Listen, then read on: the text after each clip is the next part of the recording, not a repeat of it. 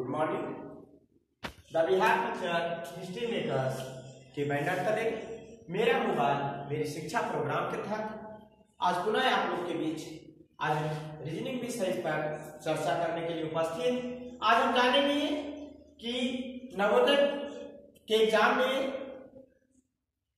किस प्रकार के रीजनिंग पूछे जाते हैं और वह कौन से रीजनिंग होते हैं। तो नवोदय परीक्षा के एग्जाम में हमें 50 प्रश्न होते हैं जो 60 मिनटों में बनाए जाते हैं। 50 प्रश्न रीजनिंग के होते हैं, वह उसका टाइमिंग है 60 मिनट और वह नॉन वर्बल रीजनिंग होता है।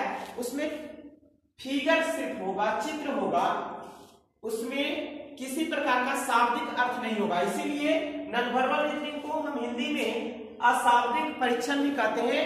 मतलब कि बिना शब्द का प्रश्न, बिना शब्द का प्रश्न जिसको हमें सिर्फ मन के आधार पर, दिमागी आधार पर हम उसको हल करते हैं।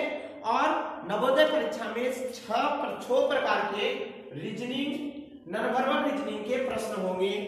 उसमें से पहला जो चैप्टर होगा वह होगा odd man out. Odd man out का मतलब हो गया, ओड मीन्स हम जानते हैं कि विषम होता है, भिन्न होता है, अर्थात अलग होता है। ओड का मतलब अलग, मैन मीन्स आकृति और आउट मीन्स बाहर करना, अर्थात वैसी आकृति को बाहर करना है, वैसे फिगर को बाहर करना है, वैसे चित्र को बाहर करना है जो हमारे समूह में दिया हुआ है और वह भिन्न है।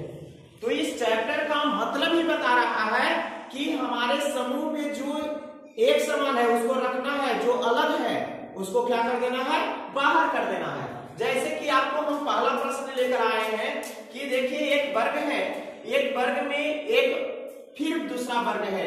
उसी प्रकार एक वर्ग है, उसमें आपका एक त्रिभुज है। एक वर्ग है जिसमें एक अंडाकार वृत्त है अर्थात गोला है। एक वर्ग है जिसमें आपको पंचभुज है। अब इसमें से हमको पकड़ना है कि अलग क्या है, हमको देखना है इसमें से अलग क्या है, उसी को छांटना है और उसका answer A B C D में से जो होगा उसको लिख देना है। यही है ओड मैन आउट। तो आज चलते हैं हम पहला प्रश्न की ओर। पहला प्रश्न को देखते हैं। पहला प्रश्न है कि इन चारों फिगर में से भिन्न कौन सा है, अलग कौन सा है। तो देखिए यह एक आकृति है जो वर्ग बना रहा है।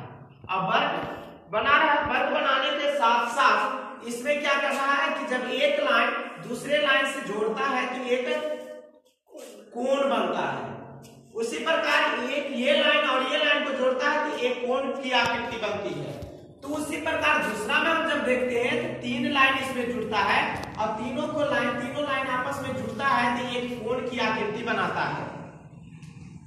परंतु तीसरा में हम देखते हैं तो वैसा हम एक लाइन को जोड़ते हैं तो इसमें क्या होता है कि ये गोला बनता है, कोई आकृति अर्थात कोई कोण नहीं बनता है। परंतु जब चौथा हम देखते हैं तो चौथा में हम जब सारे लाइन को जोड़ते हैं तो यहाँ भी कोण का निर्माण करता है और ये सारे कोण का निर्माण करता है। अर्थात हमने देखा कि ए फिगर में, बी फिगर में और डी फिगर में जब हम आकृति के प्रत्येक लाइन को जोड़ते हैं, लाइन अर्थात रेखाखंड को जोड़ते हैं तो कोई ना कोई कोण बना रहा है। परंतु सी नंबर में जब हम रेखाखंड को आपस में जोड़ते हैं तो कोई कोण का निर्माण नहीं, सिर्फ एक सर्किल का निर्माण होता है।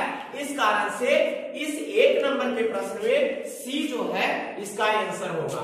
कौन सा आंसर होगा? सी आंसर होगा। और इसको हमने अलग कर दिया, आंसर बना दिया। तो इसी प्रकार से हमने जाना कि आसानी से हम इस समूह के एक में जो 4 फिगर है, चारों मिलकर एक समूह का निर्माण किया और ये चारों समूह में से 3 आकृति एक समान है। कुछ न कुछ भिन्नताएं, समानताएं हैं, भिन्नताएं भी है क्योंकि इसमें 4 खंड है, रेखाखंड से मिलकर बना है, 3 रेखाखंड से मिलकर बना है, 5 रेखाखंड से मिलकर बना है, तो अलग अलग है। परंतु समानता क्या है कि सभी अलग अलग रेखाखंड से मिलकर बने हैं, परंतु सब में एक समानता है कि वो कोण का निर्माण करता है।